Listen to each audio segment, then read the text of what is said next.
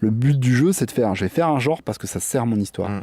Et je vais mélanger les genres parce que j'en ai besoin dans mon histoire. Le genre policier, par exemple, c'est un genre qui va parler de la vérité. Quelle est la vérité du monde? Derrière les histoires criminelles aussi, c'est quoi un crime? Il y a toujours une réflexion profonde derrière. Et les genres les plus difficiles à écrire sont souvent même les genres les plus décriés. La romance. Écrire une histoire d'amour, c'est compliqué parce qu'en fait, ça veut dire se poser la question sur ce qu'est l'amour. Écrire un soap, c'est extrêmement compliqué aussi parce que ça veut dire être capable de faire une histoire de passion, de passion exacerbée. Donc on a toujours un mépris pour les genres, mais en fait derrière les genres, il y a beaucoup de choses.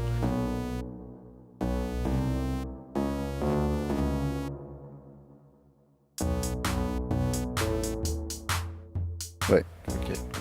Bonjour Nicolas Baudin. Bonjour. Qu'est-ce que tu répondais à la question « Qu'est-ce que tu veux faire quand tu seras grand ?» Quand j'étais enfant, je voulais être militaire. Je voulais être officier, je me voyais à la tête d'une armée. Wow. Ça a sauvé le monde. Et qu'est-ce que tu fais maintenant? Aujourd'hui, je monte mon entreprise pour créer des séries audio. Et donc, je suis plutôt du côté scénariste. Je continue de raconter des belles histoires, mais je suis pas militaire. C'est bien quand même. Oui, c'est bien pas quand mal. même. Comment tu te présentes à des inconnus? Je me présente comme ancien journaliste et scénariste de séries audio, écrivain, voilà. D'accord. Et comment t'expliques ça à une grand-mère? Comment j'explique ça à ma grand-mère? Enfin, ma grand-mère, ça serait dur, mais à une grand-mère, en fait, je lui explique que je fais comme les séries qu'il y avait quand elle était jeune à la radio, mais écrit avec les codes d'aujourd'hui et les techniques d'aujourd'hui. D'accord. Et tu viens d'où à la base? Alors à la base, moi je viens de métropole, j'ai grandi en région parisienne, dans un petit village qui s'appelle la Ville-du-Bois. J'ai fait plein de choses dans ma vie, j'ai fait de l'histoire, j'ai fait de l'arabe, j'ai fait 3 ans d'enseignement de la lutte contre l'illettrisme et du français langue étrangère. Je suis venu à La Réunion parce que ma femme est réunionnaise et je pensais trouver du boulot dans mon domaine, c'était pas le cas. Je suis devenu journaliste. Voilà, pendant 10 ans, j'ai travaillé pour le quotidien de La Réunion, d'abord au quotidien des jeunes, puis au quotidien en standard, et puis je me suis lancé ensuite. Ça fait des années que j'écris des nouvelles, des histoires, des projets de scénario, des choses comme ça. Et comment ça s'est passé ton parcours scolaire? C'était bien? Moi, j'ai toujours été un élève, enfin j'avais un an d'avance, donc je me débrouillais plutôt pas mal au départ. J'étais plutôt du genre quand même assez immature, donc je travaillais pas non plus comme un fou. Mais non, ça a été, je pense que j'ai eu la chance d'avoir des profs qui ont été hyper exigeants avec moi, donc qui m'ont structuré, qui m'ont aidé à me structurer. Voilà, mais plutôt un bon souvenir. Ok. Un bon souvenir même sans travailler, t'avais des notes J'étais à la moyenne, enfin si j'ai travaillé, c'est pas vrai, parce que t'es allé jusqu'au je suis allé en maîtrise. En Sorbonne et tout. À l'époque ça s'appelle une maîtrise, donc c'est le bac plus 4 quoi. Ensuite, à mon époque il n'y avait pas besoin d'avoir le bac plus 5 pour passer les concours. D'accord. Donc je suis parti sur une série de concours, peut-être pas les bons, les affaires étrangères, choses comme ça. Alors j'ai un très très bon souvenir de mes profs de fac, où là j'ai vraiment eu des enseignants top niveau, particulièrement en arabe, où j'ai des gens vraiment qui m'ont beaucoup aidé, quoi. Donc qui étaient hyper carrés, hyper structurants, donc ça c'est pas mal. Et puis côté écriture, je travaille beaucoup avec par moi-même avec un concept, c'est l'anatomie du scénario de John Truby. Ouais, c'est un livre. C'est un livre. C'est aussi des cours audio qu'il fait en ligne. Il est hyper intéressant. Il a vraiment un très très bon niveau. Voilà, j'ai testé plusieurs méthodes et c'est celle qui me convient le plus. Et puis j'ai beaucoup échangé avec des auteurs, des écrivains qui sont des amis, qui me relisent aussi. On apprend beaucoup avec ses propres relecteurs déjà, c'est les premiers à... Et puis on apprend beaucoup avec le public. Là par exemple, on sort une série audio, donc on ressent, on a tous les retours qui reviennent. Et dans la masse des retours qu'on a, ça nous apprend énormément de choses. D'accord. Est-ce que tu t'écrivais déjà à l'époque de la fac et tout? J'écris depuis le collège peut-être. J'avais fait plein d'essais de romans, de nouvelles. J'ai fait subir ça à tous mes amis. J'ai fait des scénarios de BD, des scénarios de films, enfin plein de choses. Jamais ça n'a abouti en fait. Je pense que ça c'était une grosse erreur. Il faut essayer de faire aboutir assez vite ces textes. Aller voir des éditeurs, aller se casser la gueule en fait assez tôt, et ça permet plus vite de s'améliorer, d'avancer, et puis d'oublier certains projets aussi. C'est-à-dire qu'à un moment donné, faut les sortir de soi, faut plus les avoir quoi. Sinon ils traînent et puis ils se font jamais. Moi ce qui m'a aidé, c'est de faire un concours qui s'appelle Short Edition, où j'ai proposé une nouvelle. Et j'ai fait campagne pour elle et tout, elle a gagné ce concours, et du coup ça m'a lancé, c'était en 2013, je me suis dit maintenant c'est bon, je vais en vivre. D'accord. Alors je travaillais déjà dans l'écriture, puisque le journalisme, tu passes tes journées à écrire. Donc voilà, le format. Mais c'est pas le même. C'est pas le même style d'écriture, quoique. C'est pas le même plaisir aussi, non? C'est pas la même chose, mais il y a beaucoup de passerelles, il y a plein de points communs. D'accord. Par exemple, pour écrire Orsan, j'ai travaillé comme un journaliste. J'ai posé des questions à des médecins, à des infirmières, des pompiers. Enfin, je me suis beaucoup renseigné sur l'univers. Et là, tout ce que j'avais appris dans le journalisme m'a servi. Et puis j'ai utilisé, des fois j'écris des faux articles de journaux ou des fausses émissions de radio. Quand tu étais petit, comment tu regardais les journaux et tout? Est-ce que tu te disais je vais être dans un journal? Non, alors pas du tout. J'y ai jamais pensé. C'est 2 ans avant de partir à La Réunion que je m'étais dit tiens, un jour j'essaierai bien. Pour moi c'était fermé. J'étais un peu dans l'idée que on est en France, donc si t'as pas fait la bonne formation, tu vas jamais rien faire. En fait c'est pas vrai. Il suffit de tenter le coup, d'être au bon endroit. Alors c'est jamais ce que t'attendais à la fin, mais c'est toujours une belle expérience, quoi. C'est quoi? Ouais. Comment elle s'appelle ta boîte? T'as monté une boîte? Donc mon entreprise s'appelle 8000 mondes. Donc c'est un projet, on est plusieurs derrière. L'idée c'est de faire des séries audio, mais surtout de les faire valider par le public, en fait, de créer une interaction. En fait l'idée c'est de rendre le plus libre possible les auteurs. Dans ce qu'ils vont proposer, avec juste un format qui les contraint, pas de contraintes éditoriales, pas tu vas écrire telle histoire ou tel genre obligatoirement. Tu fais ce que tu veux, c'est juste le format qui t'a imposé. Et après, c'est le retour du public. C'est eux qui vont te dire, ils vont écouter les 3 premières minutes. En 3 minutes, si tu les as pas convaincus, je pense que ton histoire, tu peux t'arrêter là. L'information essentielle, c'est que tu es parti dans la mauvaise direction. D'accord. Si jamais ça marche, tu continues. Et l'idée, c'est d'avoir un maximum de retours pour pouvoir voir en fait ce qu'on fait sur le public.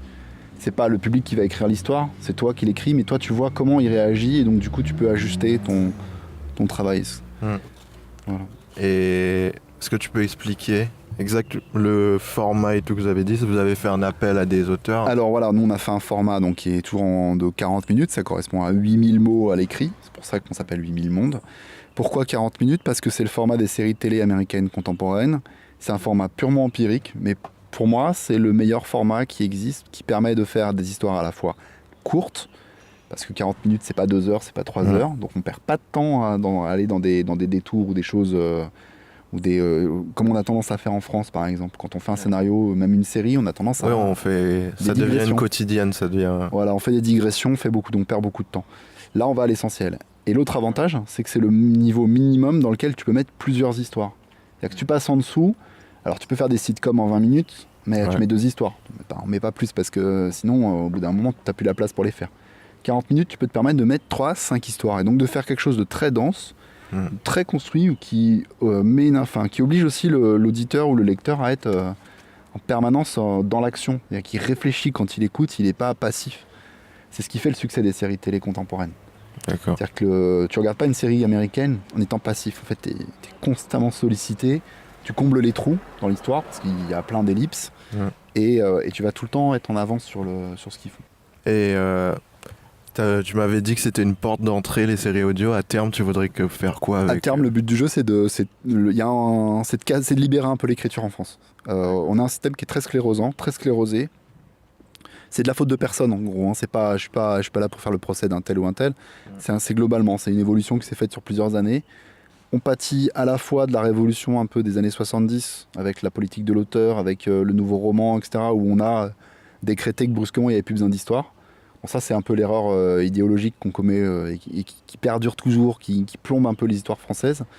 Et l'autre erreur, c'est on a un système qui est très sclérosé, avec des sociétés d'auteurs très fermées, avec des maisons d'édition qui ne peuvent pas vraiment bouger beaucoup. C'est-à-dire que quand elles sont sur un créneau, elles n'ont pas de marge de manœuvre énorme. Il faut qu'on arrive à péter ça pour redonner plus de souffle, pour qu'on ait... je pense qu'on a beaucoup d'histoires à raconter. On n'a pas la même vision que les Américains du monde. Et notre vision, elle est intéressante. Il faut qu'on la montre aussi. Je pense ça de tous les peuples et toutes les cultures. Mais nous, il faut qu'on assume notre culture, qu'on la porte. Quand je parle de culture au sens large. C'est pas la France stricto sensus. C'est l'Afrique francophone, c'est le Canada, tu vois. Tout ça, il y a un univers, on a une culture qu'on partage et on a une vision du monde qui a un sens et on doit porter. D'accord. Et pour expliquer aux gens combien ça coûte une série par rapport à une série audio? Une série télé, ça coûte extrêmement cher parce que, ça dépend après. On peut faire demain une série télé de 3 minutes quotidienne. pour un budget Mais je veux dérisoire. dire, en général, je pense que ça rentre dans les millions, un truc comme ça. Ça peut atteindre, ouais, je pense, 1 million d'euros facile, ouais. Enfin même plus, parce qu'après, il y a les lieux de tournage, il faut réserver des lieux de tournage, il y a toute une logistique autour des acteurs, les jours de Faut tournage. payer tout le monde par jour. Voilà, on paye au jour, enfin on les paye aussi quand on fait de l'audio. Oui, mais c'est pas... L'avantage de l'audio, c'est qu'on comprime les coûts parce qu'on n'a pas toute la production image à faire, Ouais. on a juste à se concentrer sur le son. Voilà, donc ça peut vite monter aussi, surtout quand on a 100 personnages. Mais sinon, on peut rester dans des prix abordables pour une jeune entreprise qui démarre. C'est à peu près, je pense, 5 fois moins cher, 10 fois moins cher. Je suis incapable de te dire vraiment, mais je pense que oui, ça doit être dans ces ordres-là. Ouais. C'est de l'ordre de 5 à 10 fois moins cher. Ouais. Autre chose, c'est qu'on a testé le projet en étant purement à l'écrit. On a fait le test de la lecture numérique. Mais on s'est planté, ou plutôt le marché n'existe pas. Il est très poussif. Donc du coup, Oui, c'est un peu... Est-ce que tu penses qu'il y aura encore des journaux, des trucs papier les journaux papier, oui, je pense qu'il y en aura encore parce qu'ils répondent pas à la même demande. Il y aura des livres papier encore parce que il est très solide le livre papier en France. Il est pas cher. Justement, c'est un super média. Hein. C'est pas cher. Tu peux le prêter à tout le monde. Une fois que tu l'as acheté, tu mets dans ta bibliothèque, ça décore. Enfin, il y a plein de choses. Tu peux le relire. La seule difficulté qu'il y a, c'est qu'il demande une industrie qui est considérable derrière. D'accord. L'industrie papier, la distribution, la diffusion. Ce qui fait que entrer sur le marché de l'édition papier, c'est assez compliqué. Comme t'es scénariste, je vais te poser des questions sur ton processus d'écriture de A à Z. Okay. Avant d'écrire, comment tu trouves des idées, qu'est-ce qui t'inspire et tout? Alors moi j'ai des carnets de notes en fait où je note toujours mes idées, toutes les idées que j'ai. Sur papier toujours, t'as jamais... Sur papier, ouais. Je commence toujours par ma première phase de travail, elle est sur papier avec un crayon, des carnets. Au fur et à mesure, je me suis mis une petite organisation. J'ai des carnets qui servent pour les premières idées. Des carnets quand l'idée commence à structurer, c'est-à-dire que je sais que j'ai un potentiel série ou histoire. Et après, j'ai le dernier carnet avant la Bible, qui est le moment où je structure par chapitre. Voilà. Je m'inspire de la méthode du bullet journal, en fait. Le bullet journal, c'est une technique où tu vas prendre un cahier normal, tu vas numéroter les pages, tu vas créer des index, des agendas et tout ça, et tu vas le mettre à ta main. Je fais un peu pareil, mais ça c'est pour ma dernière phase d'écriture. C'est que là, je fais vraiment de la structuration. Je travaille beaucoup, d'abord en cherchant le plus largement possible une idée. J'appelle ça le champ de tomates. Je plante un maximum de choses. D'accord. Et ensuite, je vois les choses qui m'intéressent. Et puis, je laisse mûrir, je laisse pousser. Je vois un petit peu dans quelle direction va l'histoire. J'écris des passages. Oui, c'est ça, t'écris le maximum et après tu recentres. Et après, ce que je vais faire, c'est que je vais regarder. Je vais travailler beaucoup avec la méthode de Truby, c'est-à-dire travailler sur une prémisse. Vraiment essayer de résumer son histoire en une phrase, essayer de voir quel est le principe directeur qui est derrière. Se poser la question de savoir aussi ce qu'on raconte dans une histoire. Je me suis rendu compte... Tu te poses cette question dès le début ? Dès le départ. Parce qu'en fait, on peut très vite raconter une histoire juste pour raconter une histoire et aller dans le vide. Oui, mais des fois on se surprend on voulait écrire quelque chose et on se rend compte qu'on a écrit quelque chose d'autre. Tout à fait, mais c'est bien de se poser la question dès le départ. D'accord. Parce que dès le départ, en fait, même si tu changes de voie, tu vas comprendre que tu vas dans une direction et tu vas te poser la question. Et surtout, le plus important, c'est de se demander ce qu'on apporte soi-même à l'histoire qu'on est en train de créer.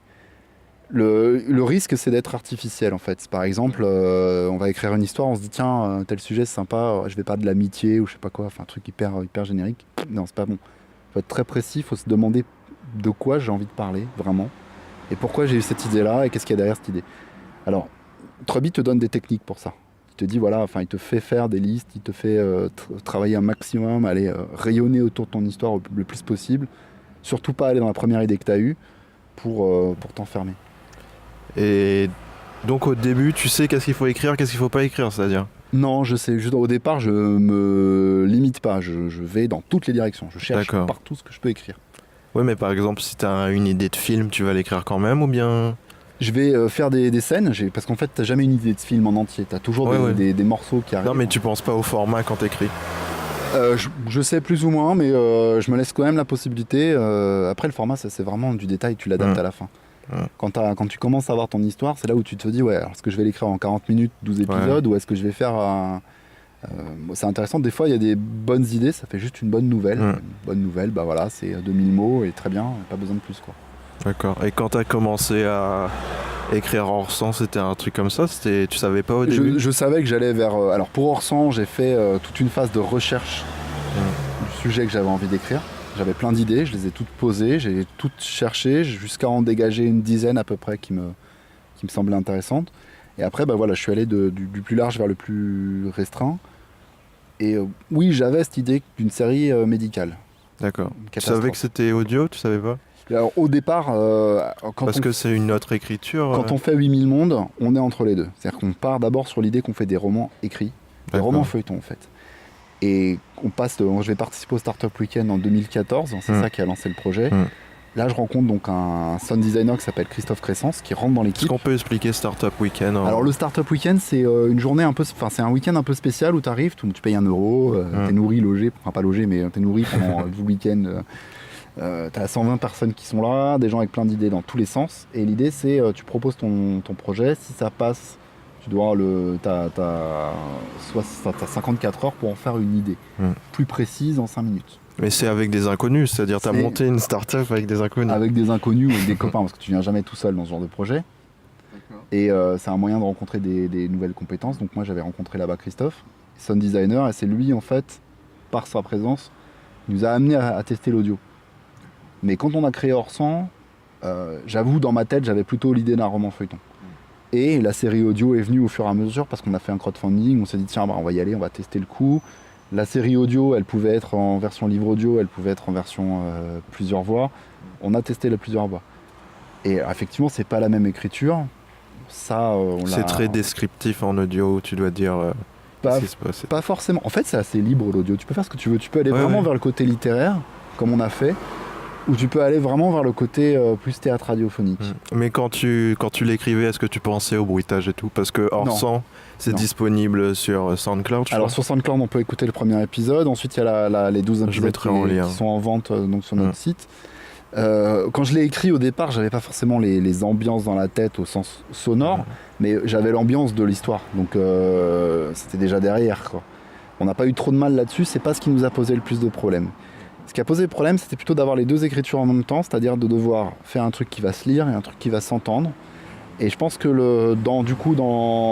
entre les deux, on a vraiment dû faire un gros travail de réécriture qui nous a pris plus de temps qu'on ne le pensait. Mais est-ce que tu penses que ça va pas faire un des deux qui va être meilleur que l'autre? Oui, mais je pense que l'audio au final prend le pas sur l'écrit. D'accord. Et c'est vers l'audio qu'on va. Et pour la prochaine série donc, qui s'appelle Onde de choc, qui va sortir là, donc on va la lancer en crowdfunding au mois de mars. Cette série, là il y a un parti pris d'écriture où il n'y aura pas de narrateur par exemple. D'accord. C'est l'opposé d'Orsan. Dans Orsan, tu as un narrateur qui lit, qui va raconter l'histoire et les personnages interviennent. Là, ça sera du pur théâtre sonore avec par contre le sound design est déjà dans l'écriture de départ. D'accord. Donc voilà, on a un peu les deux. Ce sera écrit par qui? Alors c'est créé par Sylvie Chaussé-Hochstein, qui est accompagnée par 5 auteurs. Donc moi j'étais accompagné on était 8 en tout. C'est toi qui as créé un pool d'auteurs exprès? C'est le pool d'auteurs qui s'est créé autour de Sylvie. D'accord. C'est des gens qui ont participé comme elle à la première bataille, enfin la deuxième bataille de texte. C'est des auteurs qui suivent régulièrement des ateliers d'écriture qu'on fait, c'est des gens qui ont envie de participer. Notre idée c'est aussi ça, c'est de faire une maison dans laquelle les gens arrivent, ils viennent, s'ils ont un projet, ils peuvent discuter de leur projet et puis de temps en temps voilà, ils vont prendre en main un épisode. Il y a un des auteurs qui était sur Orsan, donc Stéphanie Butard, qui sera sur Onde de choc également. Il fait un peu la passerelle entre les deux. Et quand t'écris toujours seul? Quand j'écris, ça dépend, parce que là tu vois par exemple on parle d'une série qui est collective. Donc sur une série comme ça, je vais écrire le pilote tout seul. D'accord. Je vais créer la Bible tout seul. C'est ce qu'a fait Sylvie, elle a créé sa Bible, elle a créé son pilote. Puis après il y a une phase d'écriture collective. Donc nous, sur Orsan, on avait des auteurs en métropole et des auteurs à La Réunion, donc on a travaillé beaucoup par Skype et choses comme ça. D'accord. Là, tous ces auteurs sont à La Réunion, donc ils ont pu faire des réunions de travail, d'écriture collective en groupe. Mais parce que j'entends souvent, ils disent travailler en groupe et tout, mais c'est plutôt, ils font des réunions et après ils envoient quelqu'un pour écrire, non? Non, en fait ce qui se passe c'est que chacun va prendre un épisode, mais ils vont structurer l'histoire en commun. Ils vont donner leurs idées, ils vont pouvoir échanger sur leurs idées ensemble. C'est assez intéressant parce que ça permet de stimuler au niveau de la créativité et de la sortie d'idées. Et ça permet aussi parfois de débloquer tout de suite des situations que tu verrais pas si tu étais tout seul. Des fois tu te crées des blocages dans ton écriture parce que tu vas imaginer une scène d'une certaine façon. Et en fait il suffit parfois de décaler un tout petit peu pour l'ouvrir plus, pour que le personnage... Donc voilà. Et... Attends. Est-ce que tu prends l'avis des gens au début sur les pitchs et tout? J'écoute, ouais. Pour la vie. Après, prendre l'avis. Même quand tu l'as pas encore écrit? Alors, quand je l'ai pas encore écrit, pas tellement, parce qu'en fait, l'idée, c'est quand même de le lancer à partir du moment où on fait l'intro. Autour de moi, je teste les idées. C'est pas forcément toujours une bonne idée, parce que parfois... Ça peut tuer des idées dans l'œuf, parce que t'as pas encore bien articulé une façon de le dire. Justement, c'est intéressant de le faire pour ça, c'est pour apprendre à articuler les idées. Par contre, il faut avoir les bonnes personnes en face. C'est-à-dire qu'il faut trouver des personnes qui seront... Il faut savoir à qui on a affaire. Si on a affaire à des gens qui vont juste te dire j'aime pas, c'est pas très intéressant. Parce qu'effectivement, la personne peut ne pas aimer une idée, mais l'idée peut être bonne. Ouais. Et t'es peut-être pas tombé sur la bonne personne. Donc c'est compliqué. Il faut savoir trouver des gens. C'est comme les gens qui vont te relire dans ton texte. Il faut trouver les gens qui vont bien te relire, qui vont être intransigeants sur un certain nombre de choses comme la structure, les fautes évidemment, ou les choses, et qui vont te laisser une souplesse, qui vont pas essayer de réécrire ton histoire à ta place, qui vont pas non plus te flatter. C'est-à-dire qu'il faut... ça c'est le gros problème des débutants, c'est qu'on a tendance à chercher des gens qui vont... on a besoin de gens qui nous répondent et on cherche un peu l'approbation de nos proches. On se dit, au départ, on a besoin d'être encouragé. Donc il faut des gens qui nous encouragent, mais il faut aussi des gens qui nous disent attends, ton scénar, t'as une bonne idée, mais là c'est pas comme ça que tu vas la réussir. Alors c'est encore mieux quand t'as des gens en face de toi qui sont capables de te débloquer, c'est-à-dire te dire là attention, là tu bloques là-dessus parce que tu vois, si tu fais ça, là, si tu changes tel personnage, ou si tu le prends des autrement, propositions en fait. qui te font des propositions, ou qui t'indiquent les endroits où ça bloque en fait, les mécaniques de blocage, ou qui disent bah là en fait toi t'as une histoire qui se balade, elle est en trop.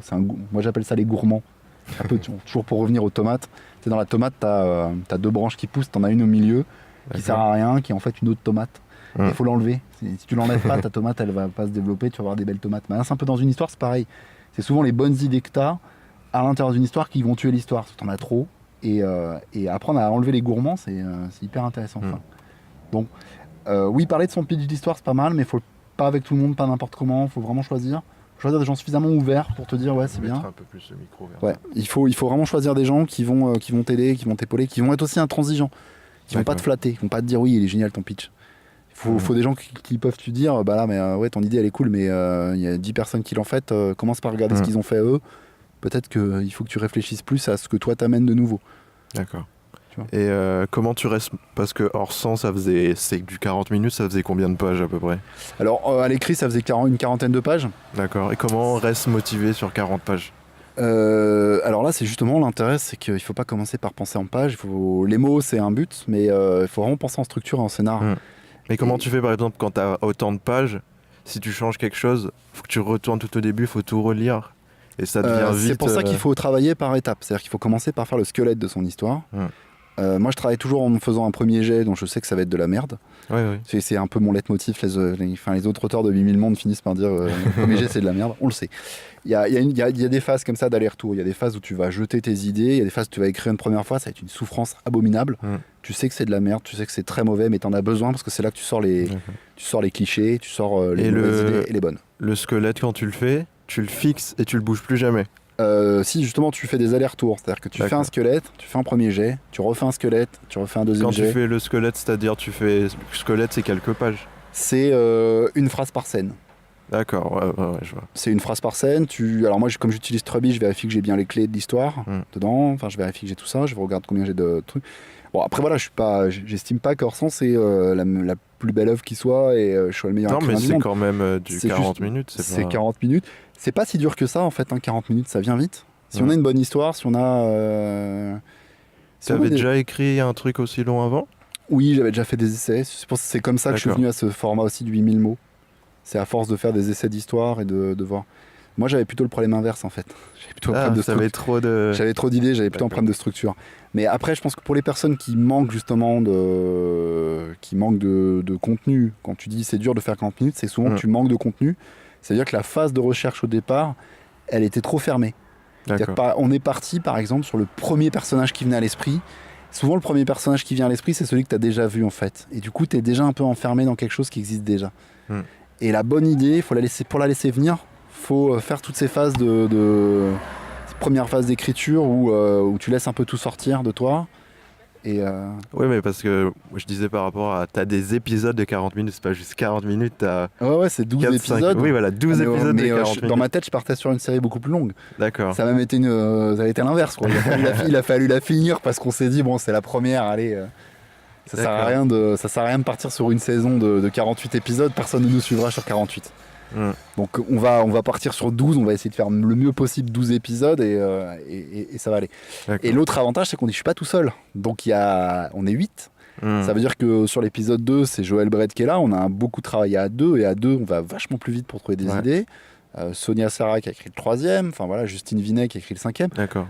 On interagit. Et puis après, t'as les autres qui arrivent aussi. Oui, c'est comme les Américains, c'est-à-dire vous arrivez dans la salle avec un texte, on donne des pitchs, on corrige des trucs, après on renvoie chez soi et on revient, c'est des allers-retours. C'est des allers-retours, c'est un travail d'écriture commune, collective, ouais. C'est hyper intéressant. Et surtout... Mais comment t'as fait pour réussir à... Parce que ça se fait pas trop...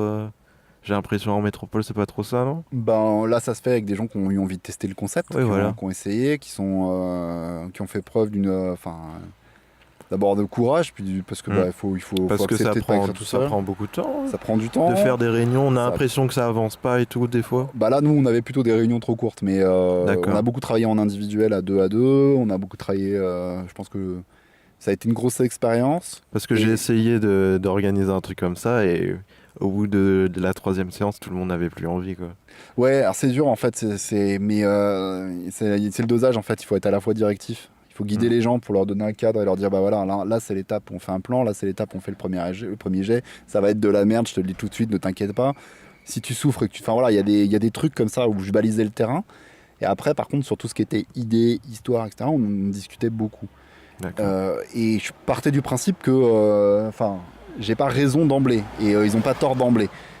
Par contre, une idée, elle mérite d'être toujours discutée, pensée, mise de côté. Parfois, la bonne idée, on l'a eue, puis on la met de côté, puis on la reprend. D'accord. Voilà. Ce qui est intéressant, c'est que quand on s'intéresse au travail sur la structure et quand on commence par la structure et quand on commence à essayer de faire une histoire organique, comme on fait avec Truby, c'est vachement plus facile. T'as plus le problème de l'épisode du milieu. Il y a une erreur très fréquente chez les scénaristes, c'est cette histoire de l'acte 3. Enfin, des histoires en 3 actes. Tu fais le 1, tu fais le 2. Alors on te dit, il y a un début, il y a un milieu et une fin. Déjà, ça t'aide pas pour créer une histoire. Et généralement, la plupart du temps, c'est au milieu que tu as un problème. Parce que le début de l'histoire, tu l'as toujours plus ou moins, ton amorce. Et puis la fin, tu as plus ou moins une idée d'où tu vas. Mais le milieu, tu arrives avec un espèce de truc où tu sais pas quoi. Et c'est là où tu te retrouves à te délayer, à souffrir, parce que tu n'arrives pas à bien partir. D'accord. Et moi j'ai remarqué, souvent il m'arrive d'écrire des histoires, je commence et j'ai les 2000 premiers mots. J'ai un quart de l'histoire qui vient assez facilement, puis je bloque. En fait j'ai bloqué parce que je suis parti dans la mauvaise direction. D'accord. Et donc je reviens en arrière, je recasse tout, je refais ma structure. Et ensuite là tu vois, tu commences à aboutir en essai-erreur comme ça, vers quelque chose où là t'as ta structure. Je pense que c'est en France beaucoup que c'est en 3 actes, non ? C'est par rapport au théâtre. C'est par rapport au théâtre classique, mais c'est global. Moi j'ai appris avec la boucle narrative, c'est 6 je crois. Ah, ça c'est la boucle de Campbell. Ouais, je sais pas. Ouais, ça c'est alors Campbell, lui, c'est un travail qui est très intéressant, mais c'est uniquement pour un genre particulier qui s'appelle le mythe. Or qu'il y a un genre transversal, c'est en gros tu veux faire un blockbuster, tu dois connaître ce style-là. C'est la boucle. Tu retrouves Frodon, Harry Potter ou Luke Skywalker passe par ces étapes-là. Bon, c'est intéressant pour un genre particulier. C'est pareil pour le policier. Tu peux très bien dire il y a un ordre dans lequel on arrive. Ouais, évidemment, les meilleurs auteurs, c'est ceux qui vont prendre la boucle et qui vont la twister, qui vont arriver à changer l'élément. C'est avec Dan Harmon que j'ai appris ça. Ouais. Non, en fait, il a relu tous les trucs chiants là, qui durent 10 000 pages et il en a fait une version en 3 pages. Il a fait une version en 3 pages, ouais. Truby, lui, c'est une autre approche. C'est une approche qui est assez intéressante parce qu'il t'oblige à réfléchir sur toi-même. Il t'oblige à repenser ton histoire par rapport à ce que tu veux dire. Et à plusieurs niveaux. Il y a l'histoire que tu racontes, mais il y a ce qui est sous la surface. Enfin, voilà, il t'oblige à travailler par strates. Et c'est pas mal. Et de partir vraiment de la structure. Et tu peux partir dans n'importe quelle structure. Tu peux faire du mythe, mais tu peux mélanger aussi des gens. Oui, c'est que des guides. Une fois, si t'en as pas besoin, t'as pas à te raccrocher dessus, je pense. Non, voilà, c'est ça, si t'en as pas besoin. Par contre, je pense que c'est intéressant de le connaître, c'est intéressant de les lire. D'ailleurs, c'est pour un scénariste, faut connaître un peu ce qui se fait. Pour moi, l'intérêt de Truby, le gros intérêt de Truby, c'est il te pose les bonnes questions. Il t'oblige à poser les bonnes questions. et il t'oblige à mettre les bons repères. Et en te disant, l'histoire, c'est pas 1, 2, 3, c'est 7 éléments minimum que tu dois avoir. Si tu les as pas, t'as pas une histoire. Et ensuite, 22 étapes, c'est-à-dire qu'en gros, une sorte de boîte à outils dans laquelle tu vas puiser des choses qui viendront étoffer ton histoire en fonction de ce que tu veux faire. D'accord. Et... Oh, j'ai oublié d'écrire. Et après, une fois que tu arrives à la fin, c'est quoi l'étape à la fin, la dernière étape? Comment tu sais que tu as fini? Bah, moi, une fois que tu as quelque chose qui tient à peu près la route, c'est le moment de la relecture qui est important. D'accord. Je sais pas exactement quand est-ce que tu as fini une histoire. En général, tu le sens dans un épisode. Si tu as besoin de revenir encore 15 fois sur le truc, c'est qu'il y a un problème au départ. C'est que ton histoire, elle est bancale. C'est que tu as un gourmand qui traîne que tu n'as pas vu. D'accord. Et qui a bouffé une partie de l'histoire. Et... Alors parfois, tu as des histoires qui passent avec un gourmand. Tu t'en laisses traîner forcément au début, c'est plus compliqué. Et est-ce que... on dit souvent, il ne faut pas hésiter à jeter des trucs. Ah oui, il vaut mieux alors, faire plus court que... C'est clair, c'est clair. Il faut du gras, je crois que c'est... comment il s'appelle ça y est, j'ai oublié son nom. L'auteur de ça... Stephen King. Stephen King, qui explique que lui, il me laisse toujours 10% de gras dans ce qu'il écrit, parce qu'il va couper. Effectivement, il y a une phase où il faut couper. La dernière phase. Et puis ensuite, il y a une phase qui est importante, c'est la phase de la relecture. Et là, c'est important de trouver les bonnes personnes parce que il faut des relecteurs de compétition. C'est dur d'avoir des gens qui te critiquent. C'est tes premiers supporters, donc il ne faut jamais oublier qu'en fait, s'ils sont en train de faire ça, c'est parce qu'ils veulent que le projet aboutisse. Et c'est compliqué de recevoir des fois on a beau se dire on n'a pas d'ego, que machin bidule, c'est compliqué. En revanche, il faut être dans un état d'esprit qui est suffisamment agile pour accepter la remarque, la critique, et en même temps suffisamment construit pour l'utiliser à bon escient. Faut pas forcément toujours écouter ce qu'on te dit. Faut pas se laisser faire quand même. Voilà, c'est-à-dire qu'il y a un espèce d'équilibre entre quelqu'un va te dire quelque chose, c'est peut-être pas une bonne idée. Donc il faut être capable de le voir, c'est pas une bonne idée. Comment tu arrives à déterminer qui sera bon pour ton histoire ou qui sera... Moi, non, je choisis personne à la confiance. Enfin, c'est-à-dire que ils sont bons pour mon histoire. C'est des super. Ouais, mais parfois il y a des gens à qui tu fais confiance et pour ton genre d'histoire ou bien pour ce que tu veux faire. Déjà, enfin, si ça se passe mal pour eux, c'est que ça leur plaît pas. Tout de suite, ils vont te le dire et ils vont. En général, il y a pas t'as pas à choix. Enfin, tu choisis pas les gens au sens où tu fais passer un casting, quoi. Ouais. Tu testes, tu vois si ça marche, tu vois comment ils te répondent. Tu vois aussi comment les gens. Enfin. C'est aussi s'adapter à tes relecteurs. Moi, j'en avais qui avaient l'art de mettre le doigt sur un point de détail. D'accord. Donc, je savais qu'avec ce relecteur-là, elle allait me mettre la main sur un point de détail.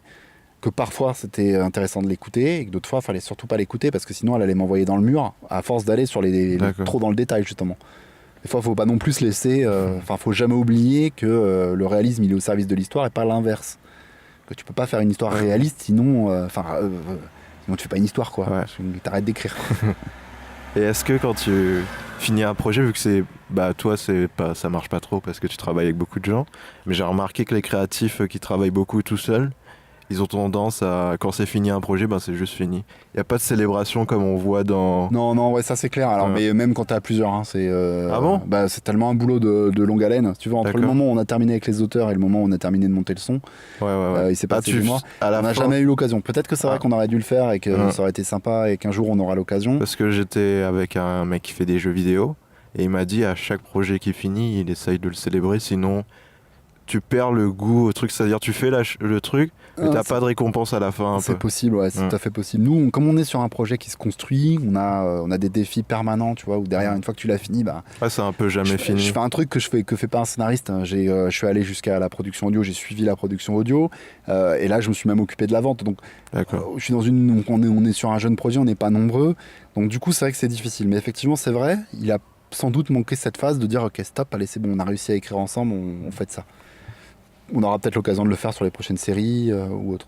D'accord. Juste un rendez-vous le prochain, donc ça sera au mois d'avril. On aimerait relancer une bataille de texte. Donc cette fois, elle sera pour la première fois en audio. D'accord. Et elle va prendre une forme différente des autres fois. C'est-à-dire que les autres fois, on avait fait faudra envoyer un audio ou bien il faudra écrire ? Non, il faut écrire un script. D'accord. L'audio, on l'enregistrera nous. On a les moyens de l'enregistrer. D'accord. On va laisser passer le camion. Jusqu'à présent, on faisait 2 étapes, enfin 3 étapes en fait. Première étape, la personne proposait juste une intro. Deuxième étape, elle proposait un pilote. Troisième étape, on fait un crowdfunding. D'accord. Crowdfunding, c'est-à-dire on va chercher des sous pour produire. Oui. C'est Kickstarter. En gros. Voilà, où nous on est sur Ulule. Oui, la version française. Oui.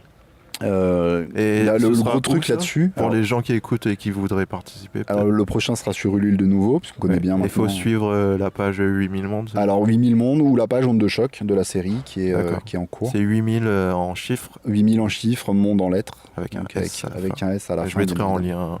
Ça c'est gentil comme ça. Et puis il y a notre site aussi également.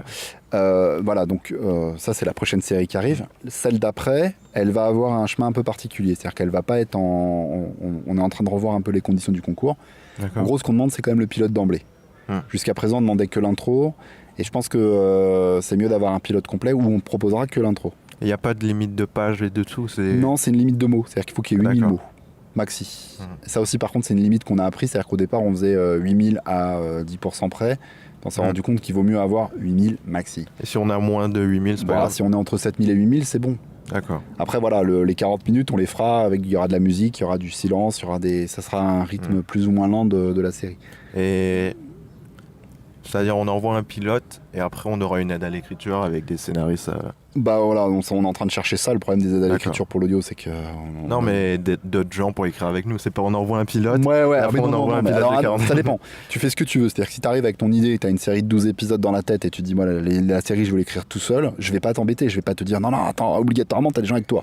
Tu fais tout seul, il n'y a pas de souci. Et ce sera forcément 40 minutes après ou bien. Et c'est forcément 40 minutes. Par contre, la série, c'est de se tenir à ce format-là, de cette régularité et d'essayer d'avoir une écriture sérielle. C'est-à-dire, même si aujourd'hui on dit, ok, c'est bon, tu peux faire un feuilleton.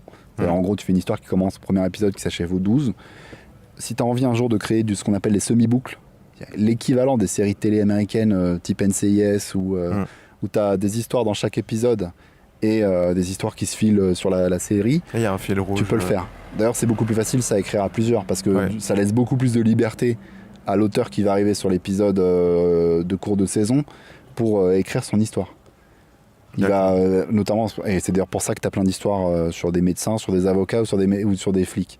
Parce qu'à chaque fois, ça permet, voilà, tu as une enquête par épisode, un procès par épisode ou un accident et un cas grave à traiter par épisode.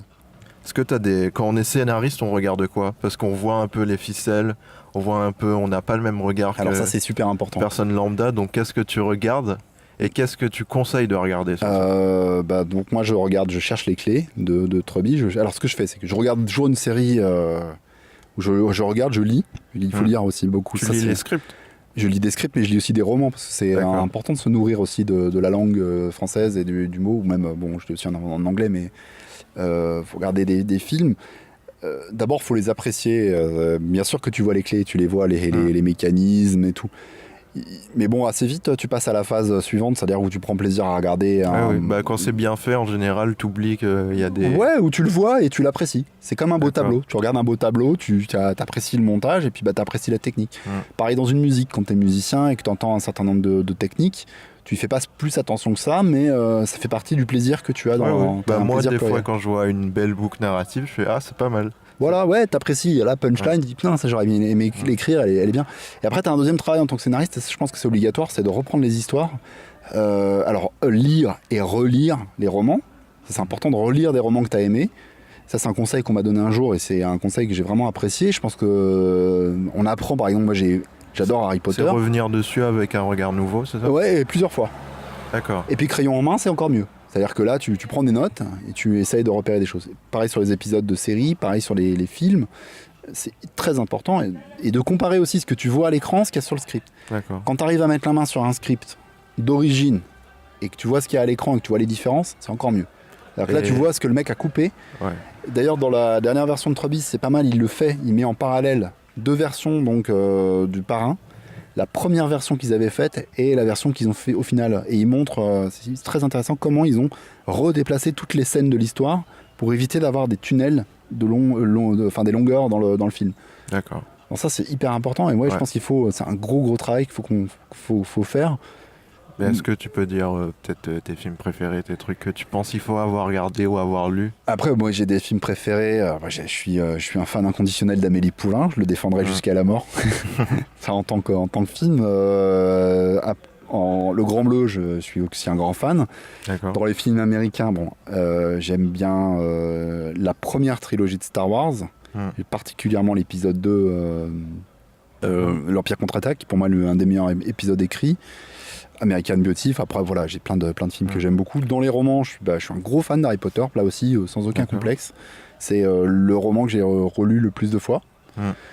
J'aime des choses assez variées aussi, comme Le Grand Maulne, que j'ai aussi également beaucoup relu. Comme tu as dit, quand il faut relire, est-ce que tu perds pas un peu le plaisir Au contraire. Au bout d'un moment? Ah bon? Ah ouais, non, mais il y a des œuvres, au contraire, ça devient une drogue. J'ai une nièce là, qui cette année a décidé de ne pas relire Harry Potter, et elle le relit tous les ans. Elle dit cette année je vais pas le relire, comme ça je me laisserai l'année prochaine un peu oublier des choses. Mais non, t'as l'impression que... J'ai l'impression qu'il y a certaines œuvres qui sont pas écrites pour être relues. C'est basé sur la surprise. Oui, par exemple Usual Suspect, je pense qu'il faut le voir qu'une fois. Parce qu'après, plus tu le revois, plus en fait Oui, tu connais les blagues. En fait, ça t'a surpris sur le moment. La première fois, ça t'a, et puis la deuxième fois, tu vois que c'est artificiel. Donc la première fois, c'est bien. Mais ça veut pas dire que c'est mauvais, c'est juste que. Non, mais c'est très artificiel. C'est basé sur la surprise. En revanche, t'as des œuvres où tu vois des degrés de lecture au fur et à mesure où tu la relis. C'est le cas d'Harry Potter. Harry Potter, c'est quand même une œuvre pour enfants à la base. Alors, le premier est très enfantin, mais le dernier, il est adulte, et là, il y a des références au 15e degré. Qui sont incroyables. Non, moi je pense qu'une œuvre, faut pas hésiter à la relire. Il y a des œuvres qu'on n'aimera pas une deuxième fois. Ouais. Bah, c'est un peu. C'est comme ça. Il y a des œuvres qu'on n'aimera pas une première fois et parfois la deuxième. Il y a plein de trucs que j'ai pas envie de revoir parce que je sais que je vais pas avoir le même ressenti. Ouais. Mais ça marche aussi dans l'autre sens. Ça marche aussi de te dire à un moment donné t'as pas aimé une œuvre parce que t'étais pas dans les bonnes conditions, t'avais pas la maturité pour la comprendre. Voilà. Il y a même des œuvres que j'ai découvertes en connaissant le scénario. Oui, parfois c'est surprenant quand tu vois le scénario, tu te dis ils vont faire ça comme ça, et au final non. Oui, voilà, t'as une surprise, t'as un effet. Je connais des gens qui, par exemple, sont des amateurs de romans policiers ou d'histoires policières qui commencent par lire la fin. D'accord. Ils s'en foutent de savoir le nom du meurtrier dès le départ. Ce qui compte, c'est ils apprécient la mécanique de l'histoire. Donc, Et en série audio, est-ce que tu as des références? Alors série audio, il y en a très très peu en ce moment. Il y a un essai sur Canal+, de séries qui a été faite. Il y a quelques séries sur France Culture. Et les séries anciennes, le problème des séries anciennes, c'est que pour les trouver, c'est compliqué. Ouais. Il y a plein de trucs qui étaient en série audio, j'ai regardé un peu, il y avait Doctor Who, il y a Hitchhiker, Guide to the Galaxy, ce sont il y a Superman, il y a plein à l'époque apparemment c'était un format qui... en fait c'est le format qui a donné naissance aux séries télé. Tu as même des séries télé aux États-Unis qui sont nées à la radio. D'accord. Une série qui s'appelle General Hospital par exemple, qui est née à la radio, c'est un soap. Il a commencé à la radio, il se continue d'ailleurs, je crois que c'est un des soaps les plus... c'est un des soaps qui dure depuis le plus longtemps à la télé. Ouais. D'accord. C'est General Hospital, t'as dit? Et c'est General Hospital. On peut l'écouter? Alors je sais pas si on peut le trouver facilement en France. Et par rapport aux épisodes, est-ce que ils l'ont refait ou bien ils ont exactement adapté? Ils ont continué l'histoire, mais ça s'est arrêté. C'est basculé à la télé dans les années 70. D'accord. Et d'ailleurs, il y a un livre qui est très intéressant qui s'appelle L'art des séries télé de Vincent Colonna, et qui explique que les Américains ont vraiment gardé cette tradition de l'écriture radiophonique à la télé. D'où l'efficacité de leurs séries en termes narratifs, quand les Français ont plus été vers un côté théâtre, vers un côté cinéma. Et on a une tendance à vouloir des belles images. Ah oui. Tiens, un bel exemple. Hervé Admar qui fait Signature. Donc il vient à La Réunion pour faire Signature. À l'époque, j'ai eu la chance de l'interviewer. D'accord. Et il m'expliquait qu'il filmait en 16 mm. Et effectivement, sa série est magnifique. C'est magnifique à voir. Par contre, le scénario est très lent. Voilà. C'est souvent le problème des trucs un peu la réal, tu regardes la réal, tu fais ok.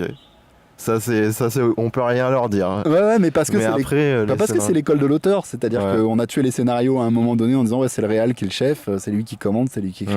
C'est pas le même métier, c'est pas la même chose. Il y a vraiment celui qui est. C'est pareil dans la BD, je pense que ça. Oui, c'est beaucoup le graphisme. Mais après la BD, il y a un côté où je pense, on dit souvent que un film qui peut marcher qu'à l'audio, c'est un bon film. Alors que je pense qu'une BD sans les images, ça enlève une grosse partie des Et trucs. ben moi je pense qu'une BD sans une histoire, ça se plante. Et c'est ce qui se passe Non, pas aujourd'hui. sans une histoire, mais sans les images. Je pense qu'on raconte dans une BD, on raconte plein de trucs par les images. Ouais, on raconte plein de trucs par les images, mais tu peux avoir quasiment une BD écrite avec des bonhommes bâtons. Si l'histoire est géniale, tu la liras. Ouais, mais quand À tu vois l'inverse- plein de textes dans une BD, tu fais. Ouais, alors c'est pas forcément du texte. Alors le bon scénario, c'est pas forcément. Il est pas bavard justement. Il est capable d'alterner. Ce qui est compliqué en audio parce qu'il faut trouver l'équilibre. Mais on a plein. Justement là, il y a un bel espace de créativité qui est bon. Et je pense que le problème aujourd'hui, par exemple, de la BD française, c'est les images vont prendre le dessus, le graphisme va prendre le dessus, et on oublie l'histoire. On oublie qu'il faut raconter une bonne histoire. Du coup, ça donne des histoires un peu bancales, des scénarios. Au départ qui partent sur un truc très original et qui finissent par tomber soit en autre boudin, soit sur un truc très, très basique, un peu comme le cinéma d'auteur. Hein. Est-ce que t'as vu un peu il y a des youtubeurs qui ont tenté des séries audio, t'as vu Ouais, j'ai vu passer T'as vu Antoine Daniel et Cyprien. Cyprien, ouais, j'ai vu passer sa série audio, je l'ai pas encore écoutée. J'ai une série audio qui s'appelle Donjon de Naulbuck, qui a été j'ai écouté, qui était vachement sympa à l'époque. Il faut que j'écoute celle de Cyprien. J'aime bien leur style sur YouTube, donc je vais regarder ce que ça peut donner en série. Intéressant. Je pense qu'effectivement, on est en train de revenir à la série audio est en train de revenir. Bah en fait, c'est un format qui fait très internet parce que les moyens que ça demande, c'est pas forcément. Tu peux te débrouiller pour trouver un très bon micro et des gens disponibles un peu. Tu vas les filmer un par un. Des bons acteurs. Il y a deux trucs. Je pense que le coût de la série télé fait que c'est de l'argent à mettre beaucoup sur la table. C'est aussi en France passer par un certain nombre d'incontournables et finalement aussi finir par avoir les mêmes acteurs, etc. La série audio permet effectivement d'ouvrir plus, d'avoir de nouveaux acteurs, d'aller chercher des talents.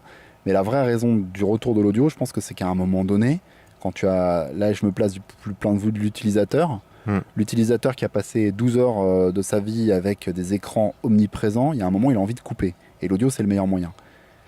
Tu fais ton repassage, tu mets ton audio en même temps, c'est ça, tu peux faire quelque chose en même temps. Tu peux faire. Je pense que c'est plus ce côté-là, c'est quand tu es dans, par exemple, les transports en commun, tu peux rien faire en gros, tu es un peu prisonnier. Ouais, tu peux toujours faire d'autres choses, mais. Oui, tu peux écouter de la musique, mais au bout d'un moment. Puis à un moment, tu es surchargé, tu as les réseaux sociaux qui t'envoient 40 informations à la minute, enfin, t'as un truc. Bah, la série audio, tu te mets dans ta bulle et tu dis, ok, c'est bon. Je me ferme, je ferme les yeux. Là, par exemple, samedi, on avait une expérience, donc le 2 février. Une expérience sur Vous avez fait une conférence, non? Non, c'est une écoute en transat avec les yeux fermés, avec un bandeau sur les yeux. Et les gens s'immergent complètement dans l'histoire. Et je pense que c'est une bonne expérience. Enfin, ils étaient assez contents, les personnes qui ont vécu cette expérience-là, m'ont fait des retours incroyables. Parce que justement, ils ont pu rentrer complètement dedans. Et sans. Et c'est comment tu conseillerais aux gens d'écouter ton. Je pense qu'Orsan, c'est une série qui demande d'être pleinement dedans parce qu'il y a un casque, beaucoup de personnages. Ouais, avec un casque, en se fermant, en se détendant. Laissez-vous embarquer, fermez les yeux. Après, on peut l'écouter partout, je pense. Ouais. Et moi, j'ai essayé sur la route. D'accord. Ça rend prudent. Mais ça fait pas un peu. Comme c'est des histoires d'accidents, oui, voilà. On fait vachement attention. Mais c'est bien, si on peut contribuer à faire baisser le nombre d'accidents à La Réunion, moi je suis content. Hein. J'ai vu, tu as fait une conférence, je crois, à Saint-Pierre, un truc comme ça. Alors j'ai une conférence qui va arriver au Tampon. C'est sur les histoires audio. C'est ça, ouais. Je vais parler justement des séries audio et du retour, un peu de. Tu l'as pas encore faite? Non, elle va avoir lieu donc le 13 février. D'accord. À l'université du Tampon. Sur l'université, en fait, j'ai donné un cours de décryptage de séries, en fait, pour apprendre un peu aux étudiants à lire justement les fameuses clés. C'était dans quel C'était une UL, donc à l'invitation donc du service culture de l'université, que je remercie au passage. Et c'était c'était très sympa parce que ça, je pense que les spectateurs d'aujourd'hui, n'importe qui, est très entraîné, a vu beaucoup d'histoires, a lu beaucoup de choses. Mais il n'y a pas forcément les mots pour expliquer ce qu'ils voient. Et là, l'idée, c'était de leur donner la grammaire, en fait. Leur dire, là, cet épisode-là, ce qui se passe à tel endroit, ça correspond à tel événement. Là, c'est l'adversaire dans l'histoire. Là c'est la faiblesse du personnage qui est mise en lumière. Apprendre aussi à repérer les genres. Parce que quand les genres se mélangent, ce qui est le mieux, faut savoir relier un peu. Ouais. Tiens, ça, c'est un élément du policier. Est-ce que toi, parce que j'ai oublié de te demander, en France, on a beaucoup ce côté... Est-ce que pour faire un film, il faut qu'il soit dans un genre particulier parce qu'il y a un public par genre? Est-ce que toi, quand tu commences une histoire, tu te dis ça va être ce genre-là? Alors, tu travailles pas forcément pour l'industrie, donc je sais pas si ça. D'abord, je pense que c'est une bonne chose les genres. que ça a existé en France, contrairement à ce qu'on dit. On a un pays où la science-fiction est née aussi. Elle n'est pas née qu'en France. Ouais, mais elle n'est pas beaucoup produite aujourd'hui, c'est ça. Elle est dans un ghetto. Le seul genre qui est toléré en France, parce qu'à un moment donné, il y a eu un effet de snobisme, c'est le policier. C'est un peu comme si il y avait... Moi, je mets beaucoup le policier et le jazz ensemble. D'abord parce que c'est deux univers que je trouve qui vont vachement bien ensemble. Et ensuite parce que c'est un peu pareil. Le jazz, c'est la musique qui n'est pas du classique, mais qui n'est pas plutôt de la musique contemporaine, mais qui est considérée comme une musique savante. Le policier, ça va, c'est un genre, mais on l'accepte, c'est savant. Le reste du temps, c'est Barjavel qui disait par exemple, ne dites pas que je fais de la science-fiction. C'est quand même un peu idiot. Tu publies une œuvre, par exemple, prenons Les Fourmis de Weber, on en pense qu'on en veut, c'est une œuvre qui a beaucoup de qualité aussi. Le fait qu'il ne l'ait pas publié avec marqué en gros SF science-fiction dessus, ça fait que ça a eu un grand succès. Il l'aurait publié avec la couverture bariolée du style de la science-fiction, il aurait été dans un coin, il l'aurait vendu à 5000 exemplaires. Ouais, il y a un préjugé. Donc moi, je pense que c'est débile, c'est bien, réhabilitons les genres, ils font partie de l'histoire. Ce qui est après important, c'est pas de se dire je vais faire un genre parce qu'il y a un public pour ce genre. Le but du jeu, c'est de faire je vais faire un genre parce que ça sert mon histoire. Et je vais mélanger les genres parce que j'en ai besoin dans mon histoire. Le genre policier, par exemple, c'est un genre qui va parler de la vérité. Quelle est la vérité du monde? Derrière les histoires criminelles aussi, c'est quoi un crime Il y a toujours une réflexion profonde derrière. Et les gens les plus difficiles à écrire sont souvent même les gens les plus décriés. La romance. Écrire une histoire d'amour, c'est compliqué parce qu'en fait, ça veut dire se poser la question sur ce qu'est l'amour. Écrire un soap, c'est extrêmement compliqué aussi parce que ça veut dire être capable de faire une histoire de passion, de passion exacerbée. Donc on a toujours un mépris pour les gens, mais en fait derrière les gens, il y a beaucoup de choses. Non, mais j'ai l'impression, j'écoute plein de trucs de scénaristes français qui parlent et tout. Par exemple, la chaîne Rouge Vert Bleu, il y a beaucoup c'est des jeunes scénaristes qui font des trucs sur Internet qui veulent percer en gros. Ouais. Et ils disent beaucoup que eux, ils veulent faire de la SF, ils veulent faire ces trucs-là. Mais dès qu'ils arrivent avec ça, ils se font tacler en fait. Ils se font tacler, ouais. Ça, c'est le problème, c'est ce dont je parlais au départ et c'est ce qu'on veut nous un peu changer. C'est le problème là du côté des éditeurs et des producteurs. C'est les préjugés des éditeurs et des producteurs. C'est le problème. C'est ceux qui ont l'argent et c'est ceux en même temps qui sont sur un marché où c'est un peu... ils ont de l'argent, ils l'investissent, ils veulent le revoir, c'est normal. Et voilà, mais ils ont une industrie à faire tourner. Je veux dire, à un moment donné, ils ont un paquebot qui avance, ils peuvent pas se permettre de partir en vrille. Bah oui. Parce que précisément, si tu estampilles un livre SF, tu le vends pas. Il y a des tas de gens, justement, c'est ça le problème des genres.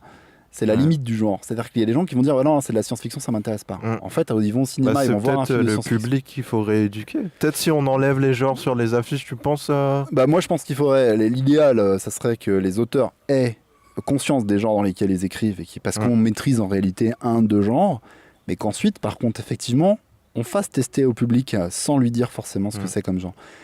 Alors, il y a des gens qui n'aimeront pas un certain nombre de genres. Moi, par exemple, quand sur Orson, j'ai des amis qui m'ont dit non, je suis désolé, c'est du médical, je peux pas y aller.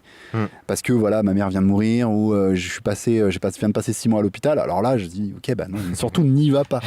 Vas-y, une série, elle est pas pour toi là. C'est clair, t'es pas dans l'état d'esprit. Ne perds pas ton temps. Je t'en voudrais jamais si tu me dis ça. Après, il y a aussi beaucoup d'incompréhension sur ce qu'est un genre. Par exemple, sur la science-fiction. Les gens sont persuadés que Jules Verne, c'est de la science-fiction. D'accord. La moitié des romans de Jules Verne, c'est des romans d'aventure. La science-fiction n'a pas pour vocation à prédire l'avenir. D'ailleurs, Jules Verne ne prédisait pas l'avenir. Il partait de son époque et quand il y avait une technologie effectivement avancée, souvent elle était déjà en germe. J'ai un spécialiste de Jules Verne qui m'expliquait même qu'au contraire, en termes scientifiques, il était plutôt un homme du 18e que du 19e. Mais peu importe. C'est pas anticipation ? Il fait un peu d'anticipation, il a 2 romans d'anticipation, mais c'est des romans anecdotiques. D'accord. La plupart des romans qu'il fait, c'est des romans d'aventure. Les gens sont dans des ballons, les ballons existaient à l'époque, alors effectivement il y a le Nautilus, mais le sous-marin était déjà testé pendant la guerre de sécession ou d'autres choses. Donc effectivement il y a des choses qui sont de l'anticipation, mais ce qui est important, et c'est l'erreur des gens, c'est de croire que la science-fiction elle est là pour dire voilà ce qui va se passer. Non, c'est pas ça. La science-fiction elle est là pour parler du temps présent sous un autre genre. Exagéré. Voilà, Jules Verne ne te parle pas du futur. Jules Verne te parle de l'esprit d'entreprise, d'aventure, de conquête. Il met en avant des gens qui sont des aventuriers. C'est ça qu'il veut montrer. Orwell n'a pas écrit 1984 pour dire en 1984 il se passera ça. D'ailleurs, c'est un anagramme de 1948. Il est en train de parler de la société dans laquelle il vit et il l'utilise. De même, ça, c'est une grosse erreur des gens qui croient que le roman historique doit être un cours d'histoire. Non, il y a le documentaire, c'est une chose, le livre d'histoire, c'est une chose, le roman historique, c'est en fait parler du passé, prendre le passé pour parler du présent. D'accord. C'est plus, voilà, et les bonnes histoires sont pas forcément d'ailleurs des histoires historiquement plausibles. Si on prend par exemple Gladiator, historiquement, c'est truffé d'erreurs. Bon, après voilà, mais sauf que ce qu'ils veulent raconter, c'est autre chose. Ils veulent raconter le rapport aux médias en fait, à travers les jeux du cirque. D'accord. Bon bah on arrive à la fin, je pense. Ça va être déjà petit moment pub. Est-ce que où est-ce qu'on envoie les gens? Alors, qui on peut veulent envoyer les gens savoir sur 8000 mondes déjà, sur Ouais. Facebook ou sur notre site Il y aura internet. les liens sur. 8000mondes.fr. Et Ouais. puis, n'hésitez pas à nous suivre, nous encourager. Donc, Orsan, vous pouvez découvrir maintenant la série. Alors, le premier épisode est sur SoundCloud ou sur notre librairie. Vous pouvez le récupérer gratuitement. Et puis, les 12 épisodes sont en vente sur la librairie. Onde de choc arrive donc au mois de mars sur Ulule si vous avez envie de venir participer au crowdfunding. Et puis prochaine bataille de textes où là on vous invitera à voter, venir écouter des textes, ça sera gratuit. Simplement voilà, vous aurez à choisir. C'est des choix coup de cœur aussi, c'est-à-dire que s'il y a 6 textes et que les 6 vous plaisent, vous avez le droit de voter pour les 6. Vous n'êtes pas obligé de dire le 1 contre le 6 quoi. Et pour l'appel au scénariste, c'est que pour la Réunion ou bien si t'es en métropole? Non, moi j'ai jamais. Je ferme Mais ça va pas poser un problème s'il faut venir à la Réunion pour écrire son texte? Non, son texte on peut l'écrire n'importe où. Après, D'accord. au contraire, Ah oui, c'est vrai, vous avez dit vous faites du télétravail. On fait du télétravail, on fait de l'échange, c'est pas un problème. Au contraire, non, justement, c'est le but du jeu. Alors, on est basé à La Réunion, on est dans l'esprit réunionnais, moi je suis pour le métissage, je suis pour le mélange. Si demain j'ai quelqu'un qui me dit ouais, je fais une série depuis Madagascar, ça me fera extrêmement plaisir. Au contraire, j'aimerais à terme qu'on ait des auteurs un peu dans tous les pays. D'abord dans la francophonie pour des questions pratiques, mais. Tu disais quoi pour une question pratique? Ouais, au départ, c'est plus simple de parler en français entre nous, mais dans un deuxième temps... Je pense pas, parce que si tu le fais, c'est pour l'exporter aussi, tu vas pas te limiter au public réunionnais, je pense. Bah oui, déjà, si on travaille, c'est pour l'exportation, ça c'est sûr. C'est pas que le public réunionnais est pas intéressant, mais c'est qu'on est peu nombreux. Puis il y a une autre chose aussi. Est-ce que tu as eu du public réunionnais, tu as eu des retours et tout, tu as eu un intérêt? Oui, sur Orsan, bien sûr. D'accord. Mais alors, ce qui est intéressant justement sur Orsan, c'est le retour aussi métropolitain, d'amis qui sont pas réunionnais, qui connaissent pas forcément la Réunion et qui ont adhéré à l'histoire. Et ça aussi, c'est un élément important que les Français prennent mal en compte. C'est que d'une spécificité régionale, on peut en faire une force. Dès l'instant où on joue le jeu de la rendre compréhensible. Par exemple, on peut mettre du créole dans un texte. Le créole réunionnais est très compréhensible pour quelqu'un qui ne le connaît pas. Alors évidemment, si on met du créole réunionnais, il faut le mettre dans un moment où ce qui va être dit va être compréhensible. D'accord. Ça, c'est un petit travail. Mais du coup, ça permet de faire découvrir des éléments culturels, et puis montrer aussi la Réunion autrement que les plages et les cocotiers, quoi. Et qu'est-ce qu'elles en pensent, les institutions réunionnaises, de ce que tu fais? Tu as eu des retours? On a beaucoup d'encouragement, donc après voilà, j'en sais pas plus. D'accord. On a vraiment, en termes de retour, beaucoup d'encouragement, beaucoup d'aide, donc on va vraiment pas se plaindre là-dessus. Voilà. Ce qui est après compliqué, c'est qu'on n'est pas dans les cases habituelles. Donc voilà, on a des routes un peu en face. Ils ont du mal, je pense. Donc voilà, mais bon, c'est pas grave, ça fait partie de ça. C'est ça l'innovation, c'est faire des choses que voilà, on est à la limite de tout, donc faut trouver des solutions. Mais dans l'ensemble, voilà, bon retour, et puis pas mal de la chance, des auteurs qui ont joué le jeu, qui ont été super cool, qui font des retours positifs après. Enfin voilà, je pense qu'on est dans un esprit assez constructif et ça nous aide beaucoup. Et du coup, pour finir, dernière question. Imaginons, là, il y a une personne de 12 ans qui écoute et elle veut devenir scénariste. Qu'est-ce que tu lui dirais? Quelles les erreurs que tu as faites, les trucs Je lui dirais d'écrire, je lui dirais de lire beaucoup, de regarder beaucoup, d'écrire. De lire quoi en particulier? De lire des romans.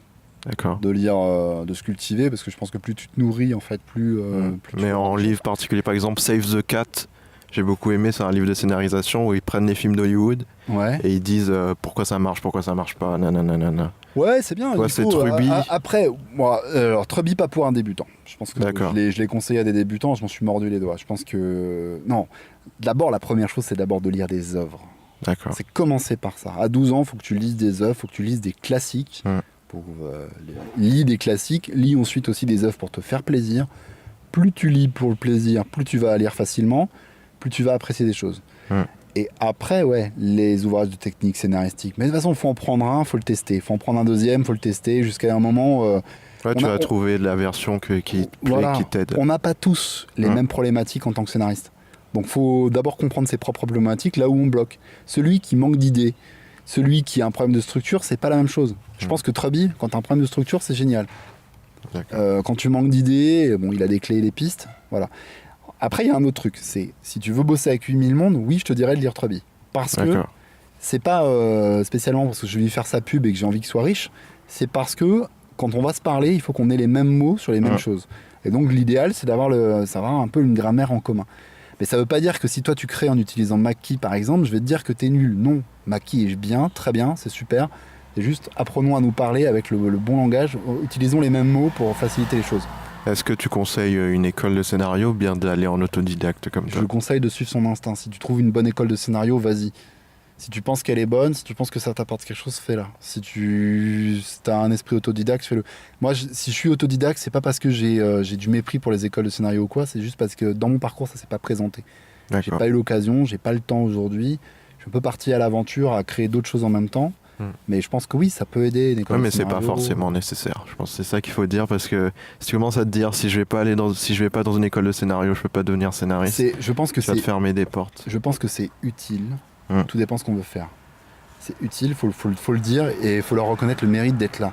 Mais après, il faut pas se bloquer. C'est pas parce que tu n'as pas fait une école de scénario que tu peux pas écrire. Ce qui est important, c'est d'écrire, c'est d'essayer. Et ce que je dirais à un gamin de 12 ans qui a envie d'écrire, comme moi je l'étais, c'est écris et fais-toi lire. Et fais-toi relire.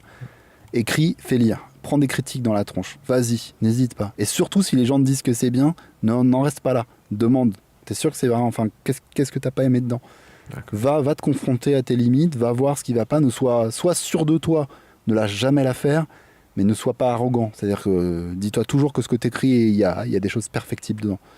C'est plutôt ça qu'est l'état d'esprit. Faut pas aussi être trop perfectionniste. Faut faire des choses, sors-les.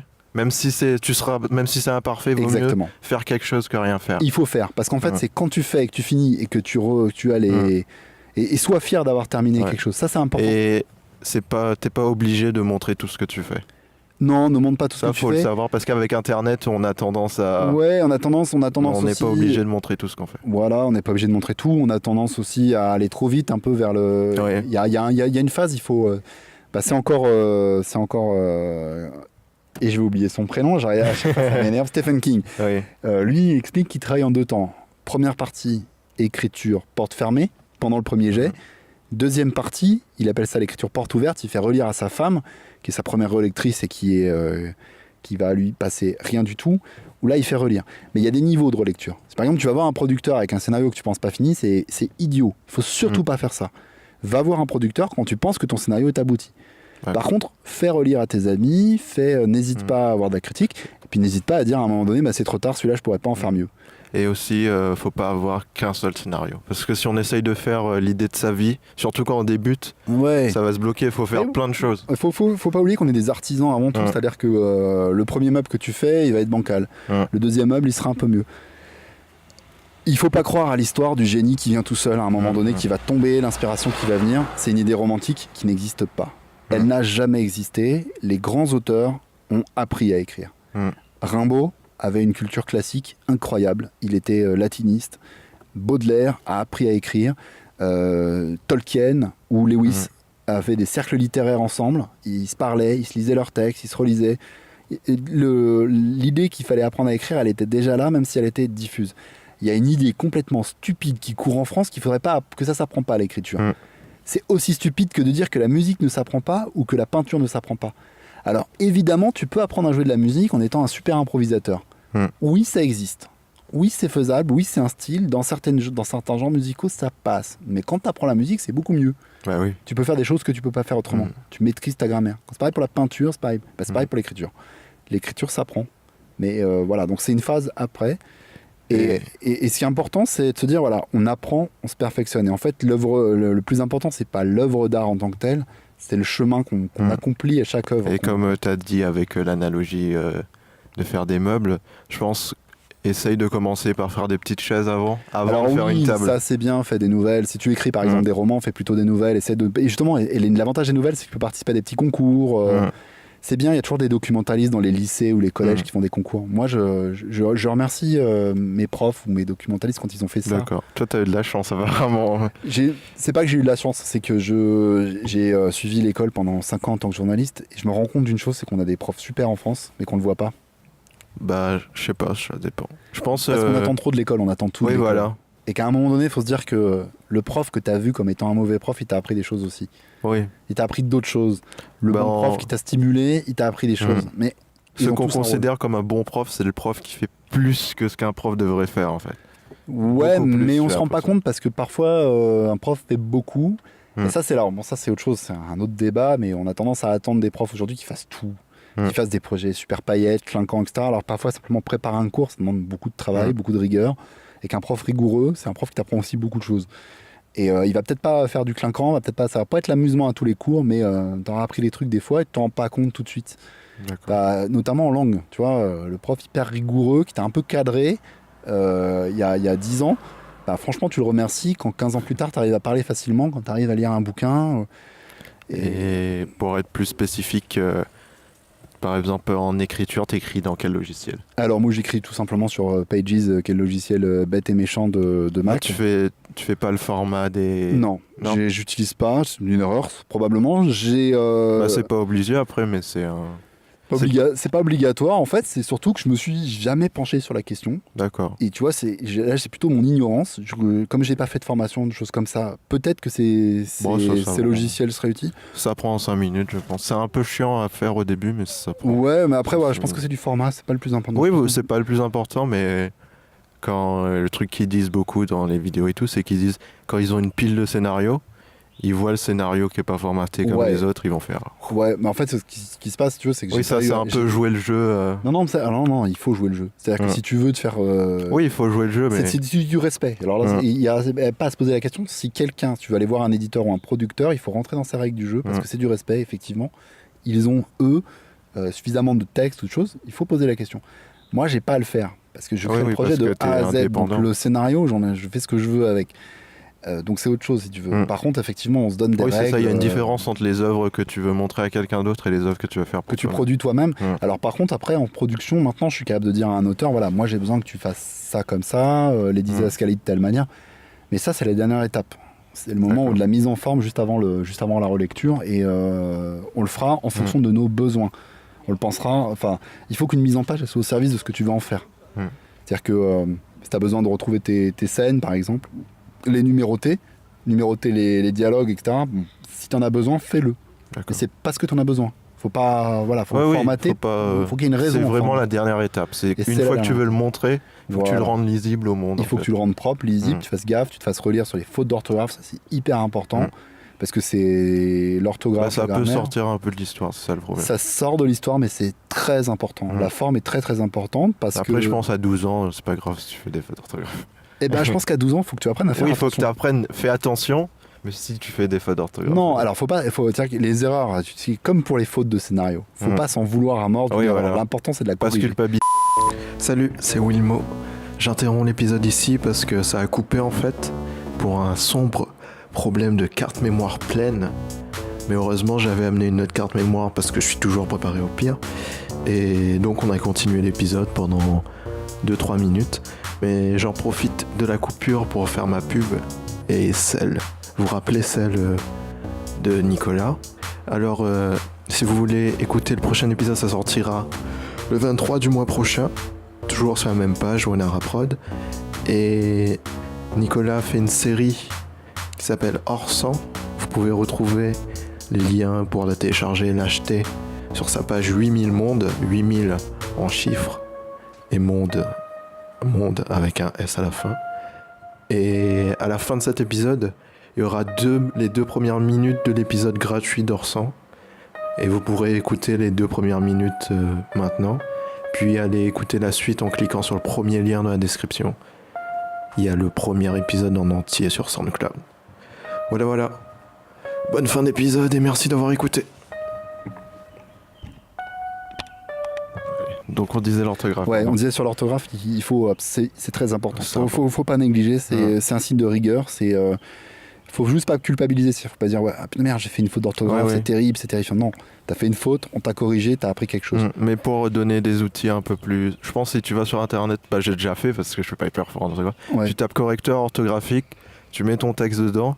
Il va pas tout corriger, mais il va te donner des clés quand même pour corriger. Alors c'est bien les correcteurs orthographiques, c'est un bon outil. Attention, faut faire gaffe parce que le correcteur, il peut aussi te corriger très mal. Ça n'empêche pas. Le meilleur des correcteurs qui soit, c'est quelqu'un qui connaît bien la grammaire et l'orthographe et qui va t'expliquer une règle. Parce que parfois, de la comprendre, ça évite beaucoup de choses. Bon après, faut savoir que la plupart des fautes d'orthographe qu'on fait, c'est pas des fautes sur la difficulté de la langue. C'est des fautes d'inattention, c'est des accords de participe passé, des choses comme ça. Donc bon voilà, mais c'est hyper important de se relire, d'apprendre à se relire et d'avoir aussi une phase de relecture purement formelle. Moi j'utilise une technique, c'est de relire les phrases à l'envers. De relire le texte à l'envers, d'oublier le sens de ce que je raconte pour essayer de me relire et de ne repérer que la place grammaticale du mot, l'orthographe.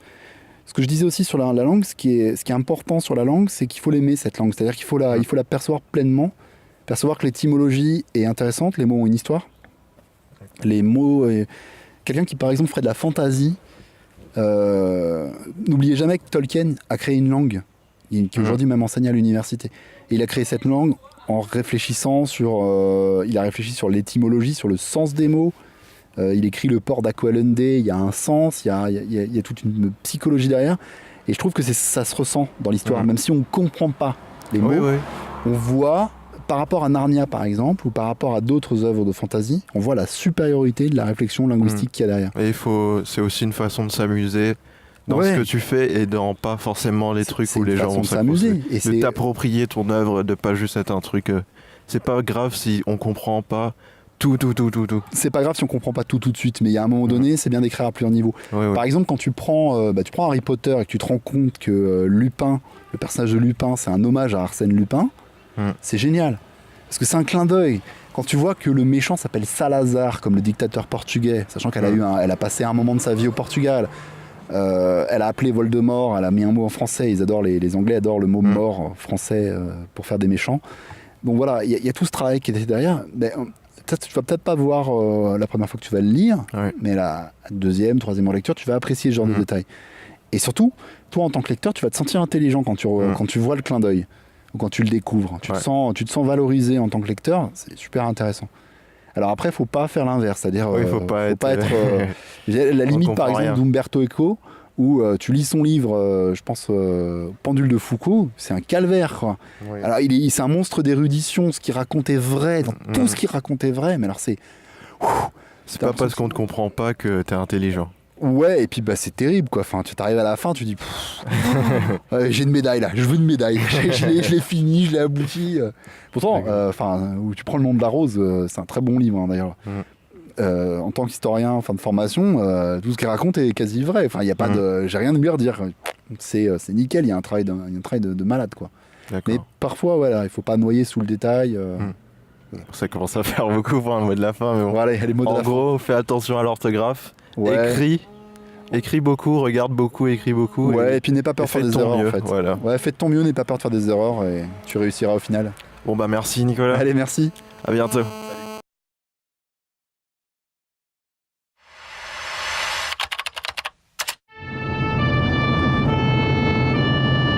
La sirène fait silence. La lumière bleue cesse sa course au-dessus du camion. Les trois pompiers se relâchent enfin. Mario s'effondre sur le volant. Écureuil s'affale. Pierre le sergent descend. Il enjambe les racines du tamarin pour gagner le comptoir décrépit d'un camion-bar ou une radio monologue. 2 heures, ils ont mis 2 heures à venir. Voilà, merci. En voyant l'uniforme bleu à liseré rouge, le patron coupe le son. Le sergent lui demande. 3 cafés. Désolé hein, c'est la radio ça. Ils arrêtent pas de se plaindre. C'est rien, ça n'arrête pas. J'ai l'impression d'avoir enchaîné 2 jours de l'an. J'offre les cafés hein. Vos gars, ils veulent pas s'asseoir? C'est gentil, on repart. Pourquoi il y a tous ces accidents là? Je n'arrête pas de me le demander. La grosse poigne de Mario attrape le café. Il engloutit le gobelet sans attendre les autres, ni lâcher son volant. Écureuil souffle sur le sien comme si c'était un chocolat. Pierre se perd dans le mouvement brownien à l'intérieur de la tasse. Il lance à son collègue. Je prends le volant. Oh, on est presque à la caserne, chef. Bois ton café. Le pompier démarre le véhicule pour un calme retour quand le central appelle. Pierre décroche. Que se passe-t-il? Vélo fauché sur le boulevard Sud, rond-point de la Bretagne. Vous êtes à côté? Bah, l'équipe C. Déjà sur Sainte-Marie, désolé. Laisse tomber, chef, j'y suis, c'est plus simple. Est-ce que le SMUR vient? Affirmatif. Alors, je conduis. J'ai un record à battre. Pierre s'attache lentement tandis que le camion s'élance sur le boulevard. Il est 6 heures. Le soleil est encore raisonnable. L'ambulance jaune du SMUR arrive loin derrière. Le regard du sergent se perd sur les palmiers bouteilles. Le camion s'engage sur le carrefour. Quelque chose ne va pas. Pierre aperçoit le 4x4 qui vient par la droite. Écureuil, t'as... Il ne peut terminer. Son jeune collègue percute de plein fouet le pare-brise. Le camion part sur 2 roues, fait un demi-cercle et se couche sur le côté dans un crachat de moteur et de métal froissé. Pierre est bloqué par quelque chose. Il aperçoit une lumière bleue. Du sang. Il a du sang dans la bouche et une odeur de plastique dans le nez.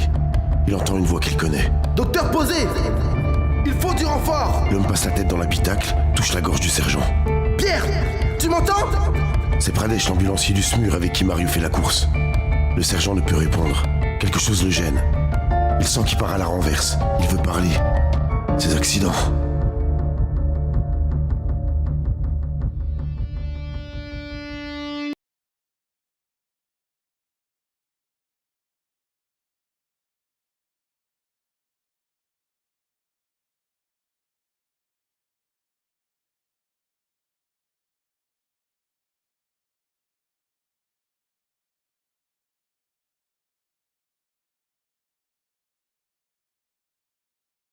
Ok. Et